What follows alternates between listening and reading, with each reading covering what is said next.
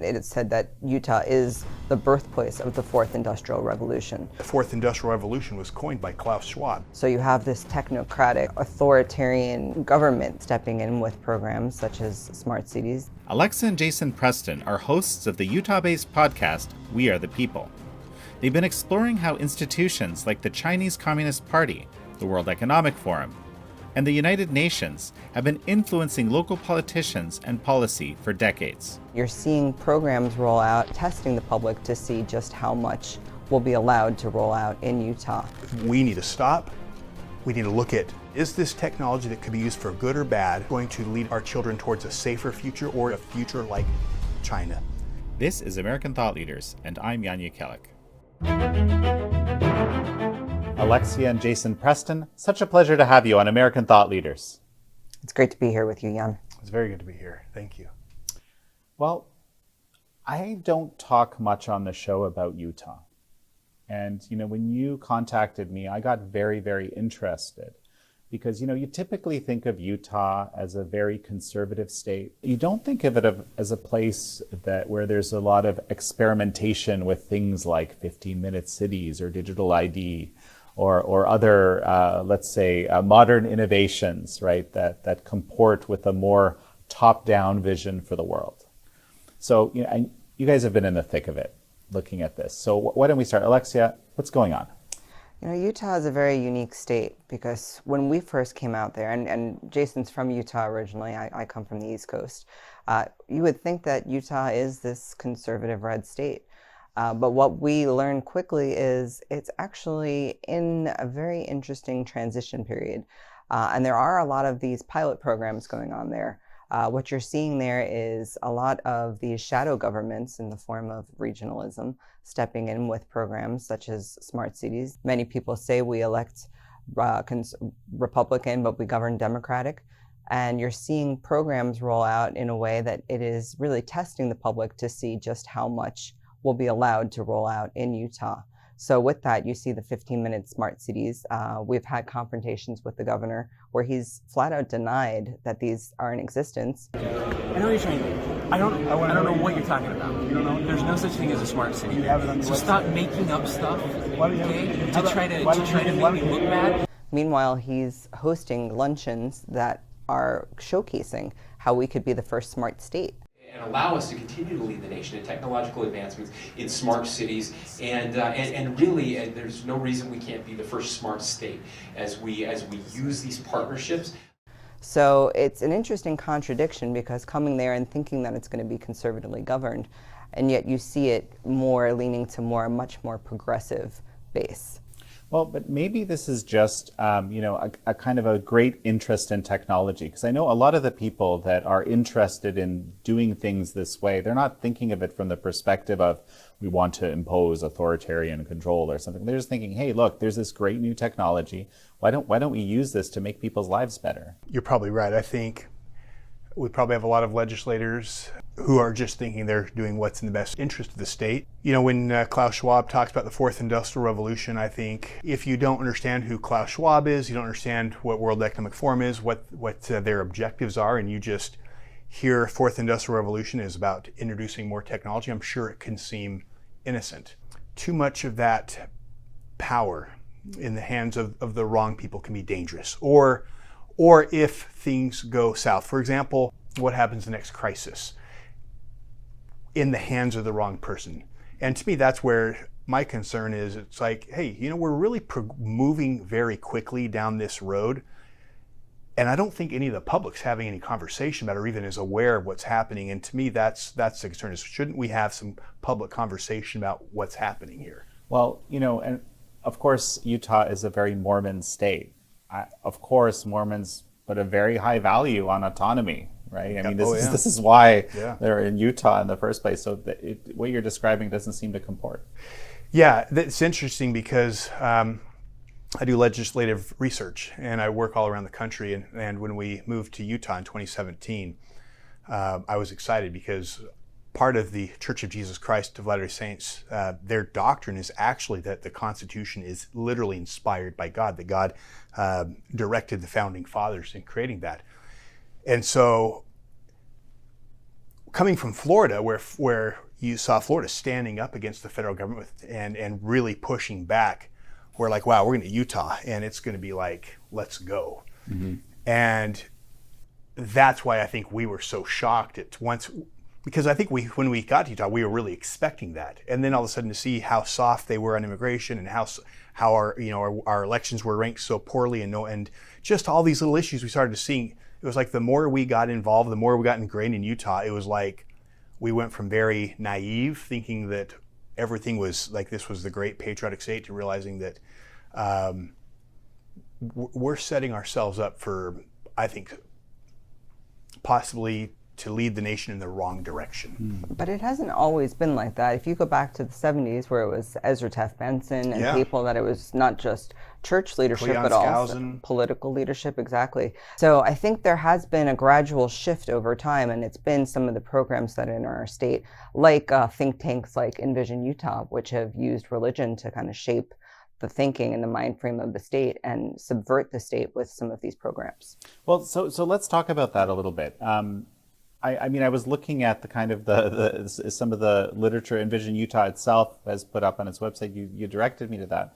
It's very interesting. I mean, they're speaking very transparently about using the existing way of thinking of people to introduce particular policy which they're interested in, to making it conform, to fit into the viewpoint. And they're actively doing that. It was really great because we've had James Lindsay out recently and Trevor Loudon, and they really started digging into everything going on, and it was fascinating. James Lindsay's like, this state this is one of the best examples of subversion, subverting people's values.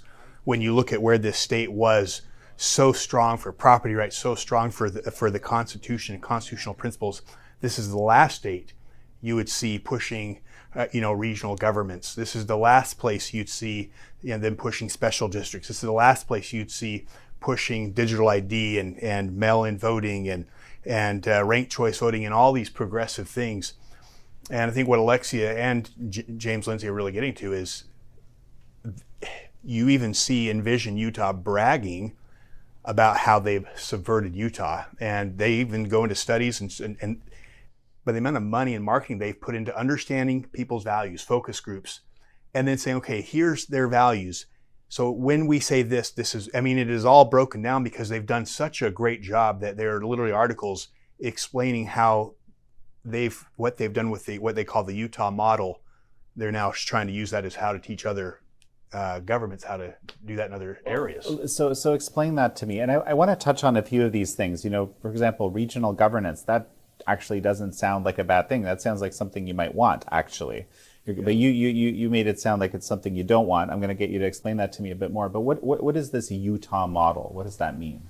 Well, the Utah way is, and of course this is something they've discovered with focus groups and studies, and they meaning the Envision Utah process, is how they focus group and plan what's important to Utah, so how they can shift messaging, what's important and what's going to stick.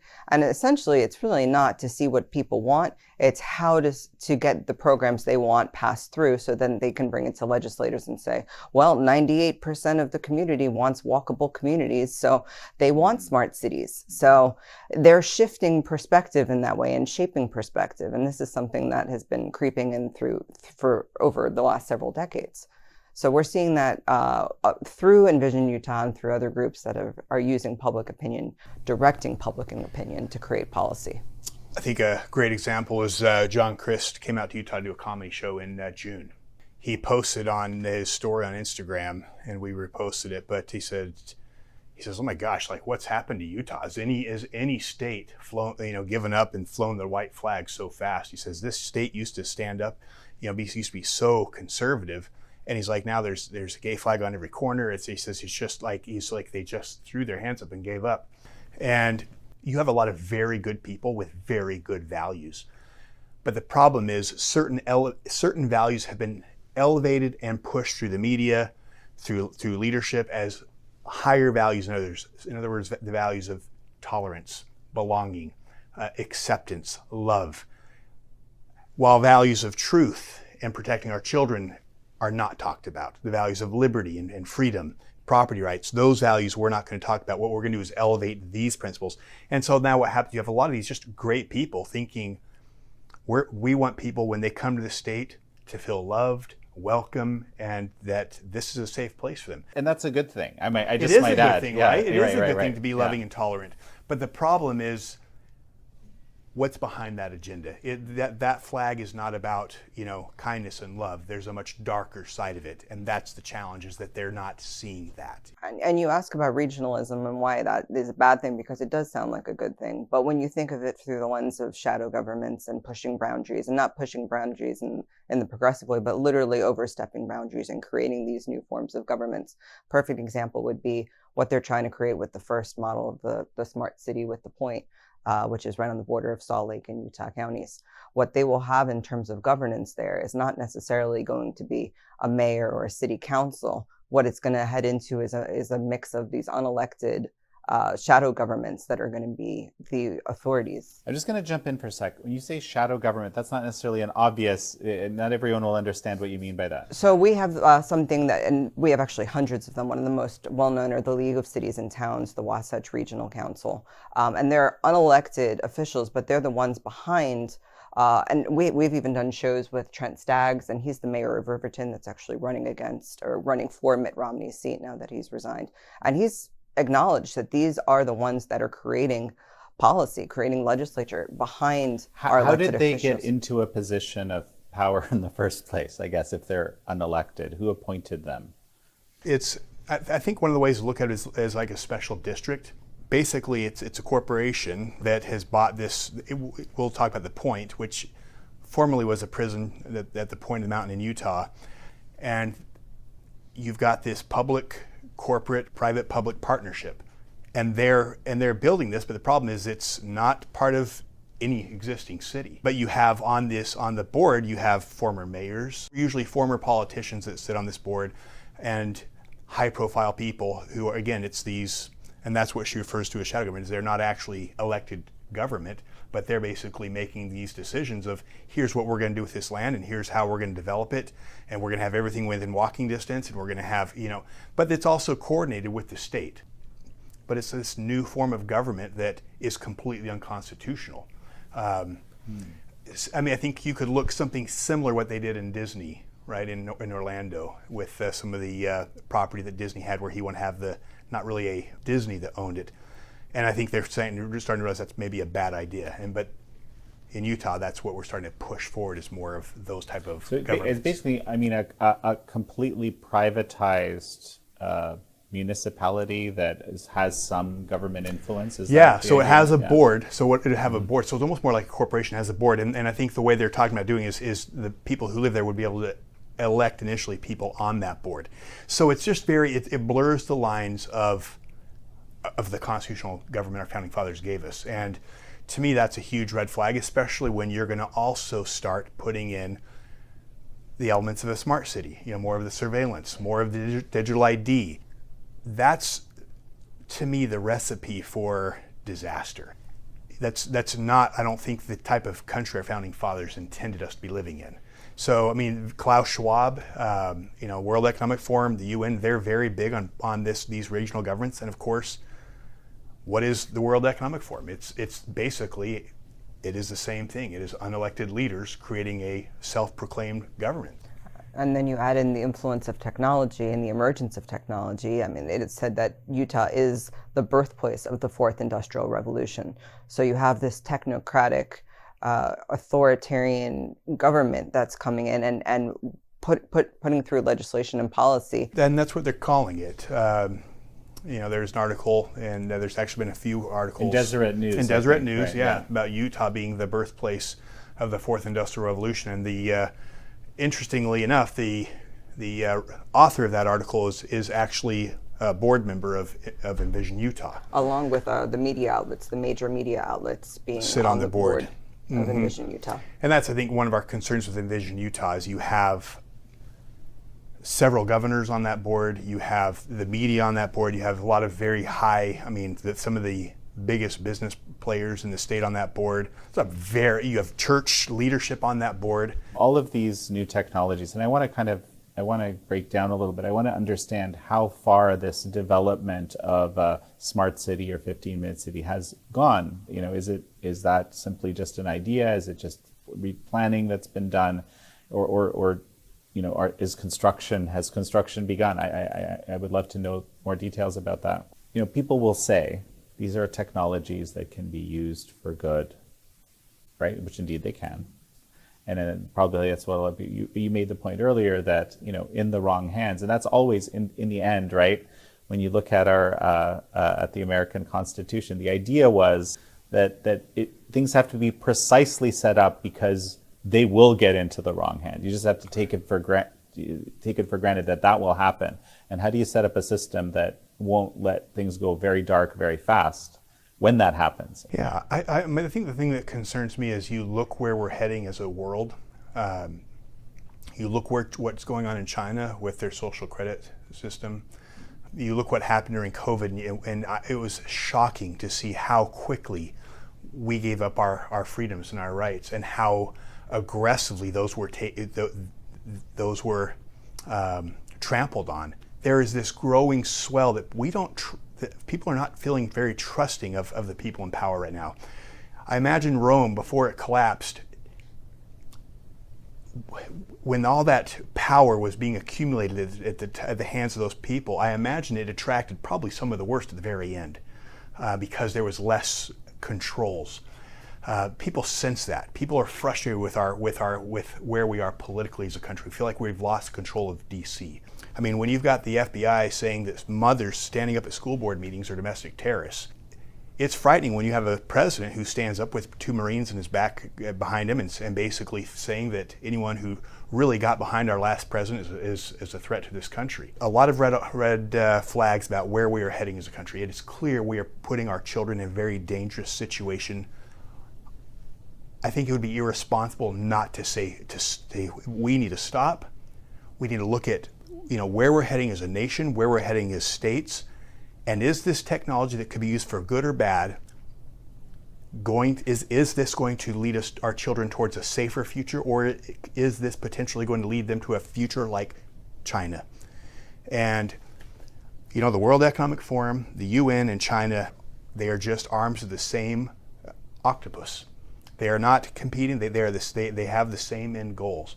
Again, the fourth industrial revolution was coined by Klaus Schwab. That should send off, concerns to people when we've got in our own backyard unelected leaders saying that, hey, Utah should be the birthplace of this. As I understand it, there is also kind of a lot of interest in the Chinese Communist Party models, I guess, or at least relationships in Utah. Maybe you can tell me a bit about that. Yeah, there was actually a great article that came out from the Associated Press. It's hard to get actual truthful reporting because of the media reporters and publications sitting on Envision Utah.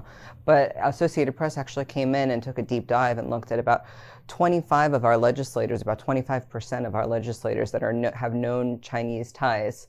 They've tried to either pass CCP-friendly legislation, and there are personal business trips that these legislators are taking to China that can go completely unaccounted for. There's no need for reporting to it.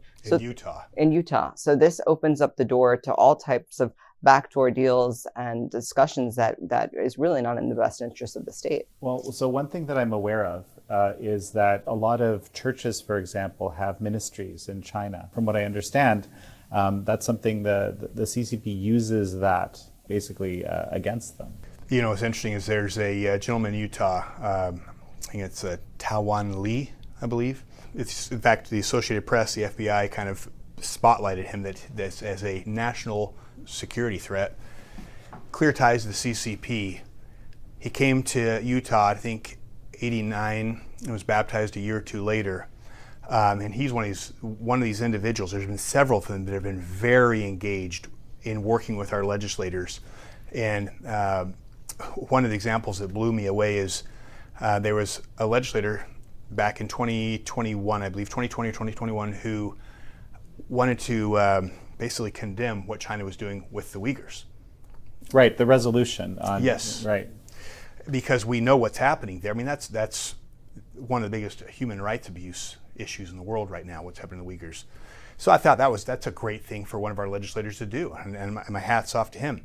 Well, Tawan Lee sends him a text message and basically says, don't be so hasty in condemning China. You should think of this in the same light as the way members who are not of part of your church condemn Joseph Smith, the original prophet of your church. So he used that, and then he says, pray to God and seek the guidance of the Holy Spirit before you make this decision. Pray to God and ask the Holy Spirit if condemning China for what they're doing to the Uyghurs is right. Well, guess what? The resolution failed. The next year, someone else tried to make a similar resolution, and it went nowhere. So, I mean, yes, so they do use even religion. And again, was this legislator a bad guy? No, I mean, he was trying to do the right thing, but these China-Utah relationships that the Associated Press talked about, so like Alexia said, I mean, they said there's no state they have a greater influence on than Utah, where they can push legislation forward or stop legislation they don't like, and that was an example there. It's a very telling example because even at the federal level, in the building behind us, very pointed resolutions, and these of course don't have the force of law, have been passed about forced organ harvesting against the Falun Gong practitioners or the Uyghur genocide. I mean, but it's impossible to pass that in a state legislation. That is very telling in my view. Yeah. And we even see things in the school system where they're encouraged to write letters to Xi Jinping and encouraged to get the messages back and praise him for being just like a cool grandfather. So you see how the narrative and perspective shift is in Utah, even in our schools and our education system, not just in the legislature. Run this by me again. Yeah, it was basically one of our schools sent some letters, I think it was Happy New Year's letters to China, to Xi Jinping.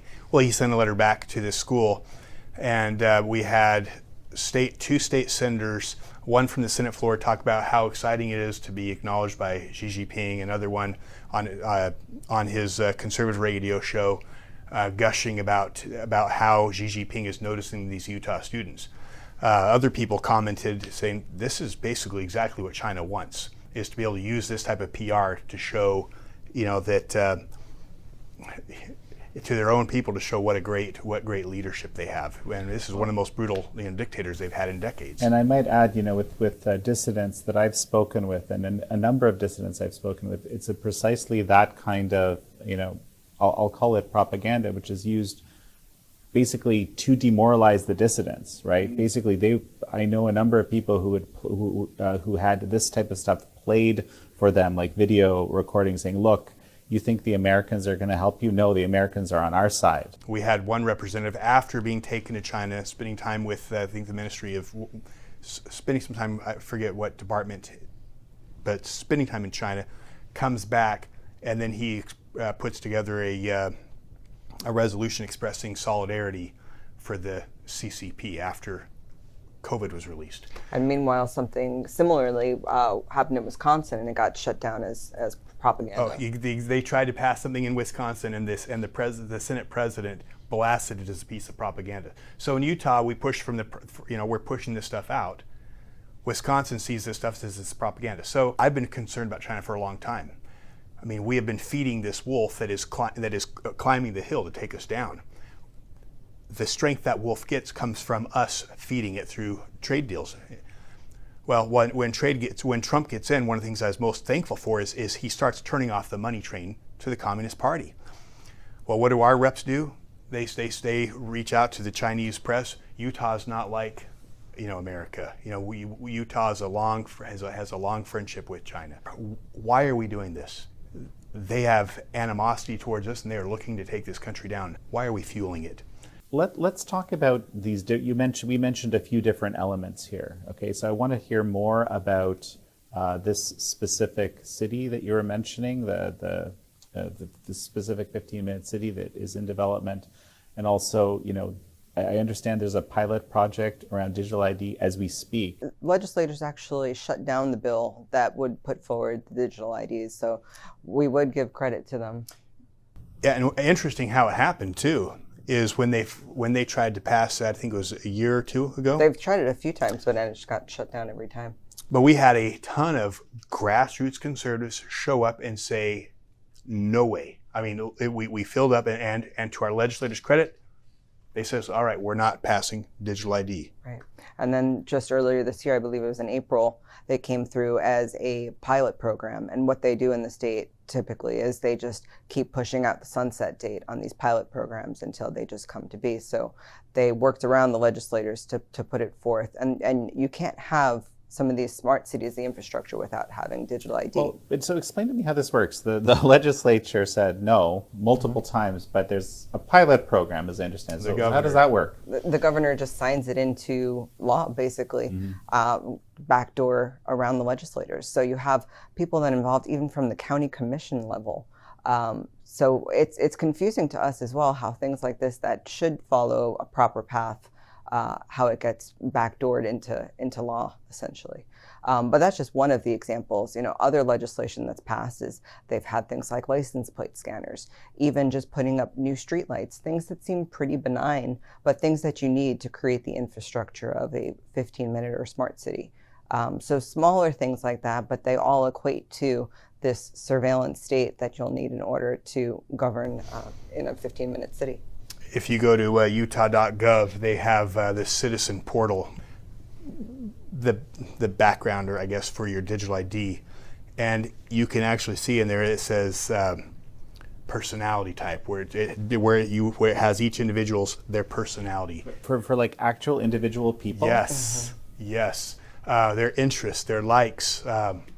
They create an actual avatar for each individual, and they have the infrastructure there that they're creating in this Internet of Things. We know social media companies, if for anyone that's seen the film The Social Dilemma, we know they create these, virtual avatars that, know more, colloquially saying they know more about us than we know about ourselves, right? So you're saying this is the same sort of thing is being built on the government website with respect to personality, interests. And of course, the corollary is, how you can be influenced. I don't want them having my girls' interests, their personality style. Like, why does the government need to know that about my daughters? Why do they need to know about my wife? Why do they need to know that about me? To me, that's an absolute abuse of privacy. Like, I want the government out of my life, not knowing my personality tastes and my likes and what's my interests are and my habits. So, and again, you tie that to digital ID, you tie that to digital currency. This is Utah. What are we doing? Like, this is not Utah. Well, this is not who we are. And I don't think most of the people in Utah would be okay with this, even with the focus groups out there, even with the rebranding. If people knew what was going on and knew outright what was happening, people would stand up and say no. Where we've been focusing on our backyard, I think that is a message I think most of your listeners should be thinking about, is what's happening in my backyard, because we have control over that. And you may be surprised what's happening in your backyard if you start peeling back the layers. During COVID, one of the silver linings was that people got to see what was being taught to their kids through Zoom or whatnot, right? And were appalled, and it activated them basically to say, oh, we don't want that. It's almost like they were forced to look. In this case, it may well be that there's, very, very troubling things being, basically sold in a very sort of pleasant guise, right?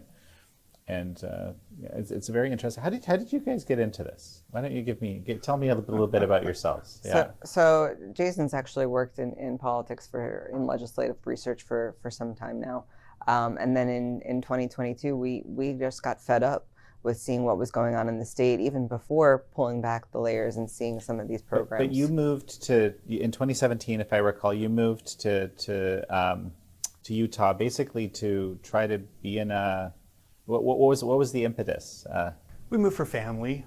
For family, it was like a family decision to move for our kids, just where we needed to be. This was when things were going bananas politically, and so obviously we were very attuned. By 2021, we realized a red wave was coming. You look at the Tea Party movement that happened when Obama was in office. That led to a Tea Party, a huge red wave that eventually led to Trump. And even before Trump, Obama's second term, there was a massive house cleaning, the House and the Senate. By 2021, we knew that there was going to be a massive red wave, although it got a little crushed. So we started looking around in Utah, and we realized, you know what, this is and I'd been so frustrated because it's like every time I would sit with a rep, it was always so frustrating when I'd ask them about the proper role of government and ask them about the Constitution, because it's like almost every time it was always disappointing, because they'd get up on stage and they'd talk about all the great, they'd say everything right. And then as soon as you get them one-on-one, you ask them a few questions, you realize there's no depth. They don't understand the principles of liberty. And it was just always this frustrating thing. I'm like, you know what, like, I'm not a politician. I don't have a pedigree for being a politician, but I love the Constitution. I understand the principles of freedom, and I understand the proper role of government. So we felt very compelled to do it. And it was an incredible experience. You ran for Congress. I'll just spell it out, yes, right? Yes, we exactly. ran for Congress. Yeah. That's where we really fell in love with Utah at a whole new level, because there are so many great people out there. I mean, you want to talk about people, like I've had political conversations with people all over the country.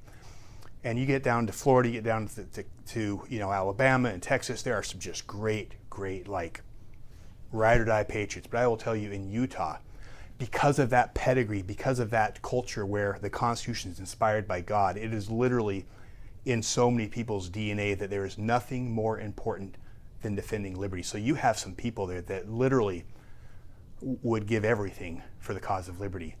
And we met a lot of those people, and it was so inspiring. But then the contrast, you see what's happening in our state, and it was just like, what is going on here? Like, it just didn't make sense, because you have two extremes. You have these just people who just love the Constitution and liberty and the principles of liberty, and you have a government that absolutely was not reflecting it. And the more we got involved, the more it just became like, what is going on here in Utah? Like, and that's where all of a sudden we realized over time that this state had been subverted to some degree. Well, and you started talking about this on your podcast, of course, right? Yes. Which is where, So we took the congressional run with great grassroots support. It was a really encouraging thing to go through, and there was this resurgence of the grassroots that you haven't seen since probably Mike Lee's early campaign when he first got into the Senate. So we took that momentum from the congressional run, and we rolled that into a local radio show, which was great. And then from the local radio show, we decided that we needed the message to go out a little bit broader than just the Valley.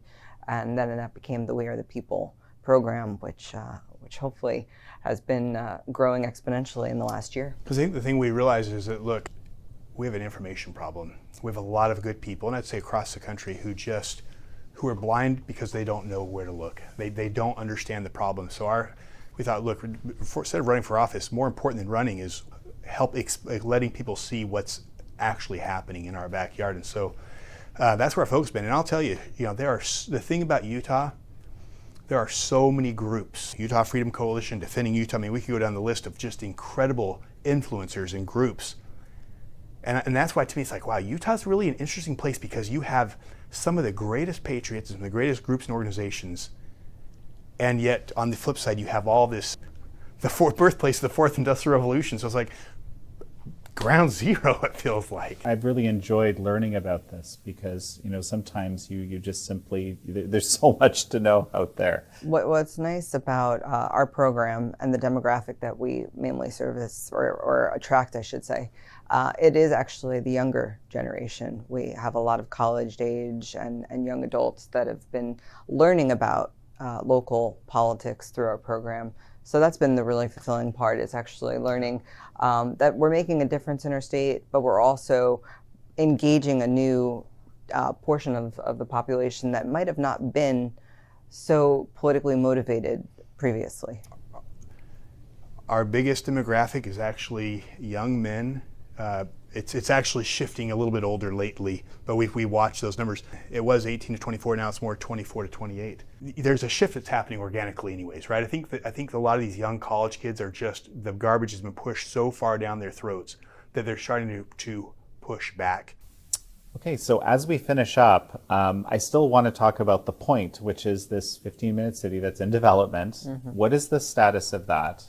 And also let's talk a little bit about, why this concept is so problematic, because it seems so efficient and helpful, at least in the messaging. Sure. Well, they've demolished the prisons, so they are full steam ahead with planning.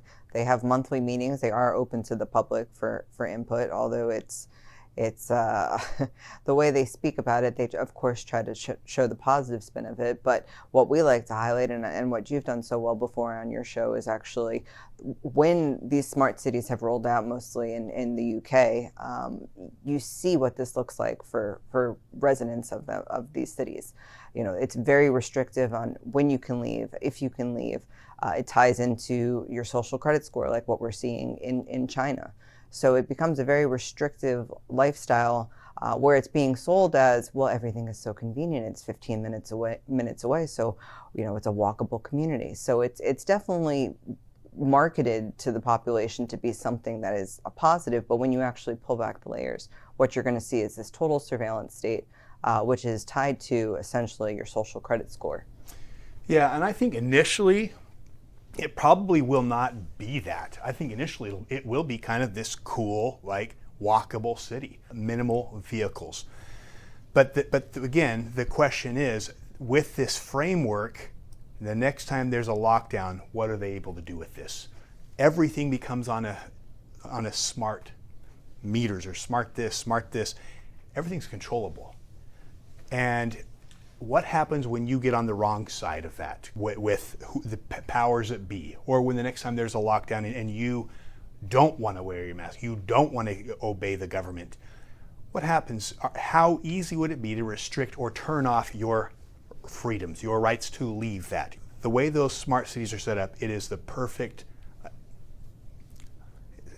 breeding ground for exactly what they've been doing in China. That's the thing, is it doesn't take a lot of imagination when you look what is happening in China. When you jaywalk and the camera picks up your face or your gait, your social credit score goes down, and then your friends know your score. And if you hang out with somebody who their score's low and your score goes down, it's just a I don't want it. I think the best way to look at it is technocratic governance versus constitutionality. Well said. And if we're living in a regime where we don't have that freedom that is granted to us in the Constitution, are we really even free? And this is a foundational question of our time. And Alexia and Jason Preston, such a pleasure to have had you on. Yeah, it was great to be here with you, Jan. Yeah, we're very thankful to be here, and love everything you guys are doing. I mean, Epoch Times is...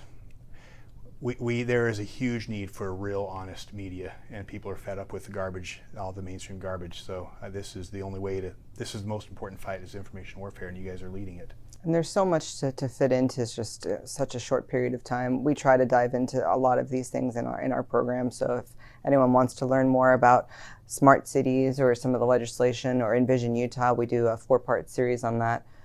They can come to our channel and check that out. You know, and I just say this too, something that's kind of cool is a lot of the research that's come to us is just regular people. And I think that's the neat thing. We live in a day where the average person can make a huge difference. You know, I mean, who are we? Nobody. You know, we just got involved and just doing what we can where we're at. And I think it's, you know, if to your listeners, if they're frustrated or they want to get involved, I mean, they don't need to be elected in an office to make a difference in the country right now. It's like, just dig in, make a difference, you know, get involved, because anybody can make a difference right now. Yeah, and the local level is where to do it. That's what everybody's telling me. Again, such a pleasure to have had you on. Thank you. Yeah. Thank you all for joining Alexia and Jason Preston and me on this episode of American Thought Leaders. I'm your host, Jan Jekielek.